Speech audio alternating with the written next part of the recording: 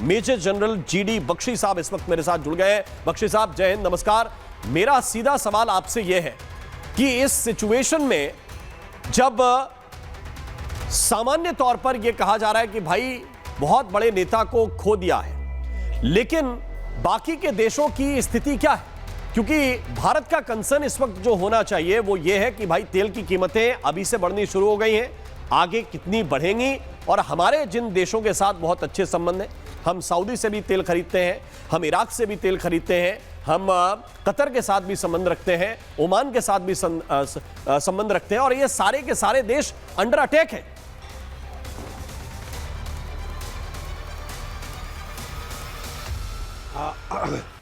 देखिए, मैं आपकी चैनल के माध्यम से आज एक बड़ा खुलासा करने वाला हूं। जो 28 फरवरी को ये जो अमेरिकन कंसर्टेड इजरायली अटैक हुआ था ईरान के ऊपर, उसमें टोटल वो जो खमैनी के कंपाउंड पे जब हमला किया, उस वक़्त वहाँ पे तमाम top commanders army, Iranian revolutionary guard core वगैरह की चल रही थी।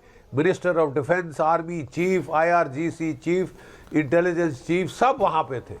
48 के 48 मारे गए। देखिए, किसी भी देश ने इतनी अक्लमंदी दिखाते हैं कि जो टॉप एशेलॉन जिससे आपने बात करनी है, सीज फायर कभी ना कभी तो करना होगा, टॉक्स करनी होगी, उसको हिट नहीं किया जाता। ठीक है साहब, आपको याद होगा कि वर्ल्ड वॉर 2 में इन्होंने टोक्यो पे एटम बॉम्ब नहीं गिराया था, एटम बॉम्ब गिराया था हिरोशिमा नागासाकी जी, क्योंकि लीडरशिप, डिसीजन मेकर्स वो थे टोक्यो में। बका उनको मार दिया तो साहब फिर बात किससे करेंगे? आगे नेगोशिएट, सरेंडर भी करना है तो किससे से वो नेगोशिएट करेंगे? प्रॉब्लम ये हुई कि जब वो मारे गए, उनके आदेश थे कि अगर हम लोग मारे गए, तुमको बता दिया गया है क्या क्या टारगेट हिट करनी है, ठोक के जाओ।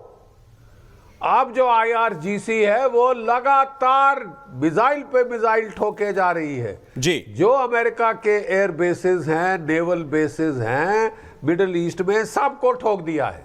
बहरीन को तो खास अच्छा ठोका है, कुवैत को खास अच्छा ठोका है, 3 जहाज वहां मार गिरा दिए हैं, और वहां पे 3 फौजी अमेरिका के मारे गए हैं, 8-9 घायल हुए। ओके। इजराइल के ऊपर भी काफी ताबड़तोड़ हमले हो रहे हैं।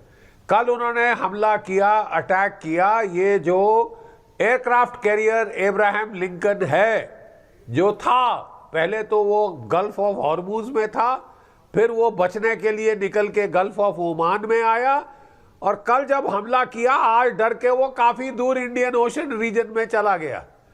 उन्होंने 3 टैंकर हिट कर दिए, एक तो जल के डूब गया। मतलब स्ट्रेट ऑफ हॉर्मुज बंद है। स्ट्रेट ऑफ हॉर्मुज बंद होगी तो तेल की कीमतें $72 प्रति बैरल से बढ़कर $80 तो आज सुबह हो गई थी, और कल तक $120-150 प्रति बैरल पहुंच सकती हैं जी, जिससे दुनिया भर में ग्लोबल रिसेशन आ सकती है। हमारी इकोनॉमी हिट होगी, जापान, चाइना, सब ये एशियाई देशों की इकोनॉमी, यूरोप की इकोनॉमी, अमेरिका की इकोनॉमी हिट होगी। अरे तभी साहब पिछले 7 प्रेसिडेंट्स ने ईरान को हाथ नहीं लगाया था। लेकिन जहां आप सोचना बंद कर दें, हूड़मती करें, एप्स्टीन फाइल्स को सुर्खियों में आने से रोकने के लिए आप ईरान पे चढ़ाई कर दें, तो नतीजे ऐसे ही होंगे। अब पूरी दुनिया भुगतेगी, और सबसे पहले डोनाल्ड ट्रंप साहब भुगतेंगे।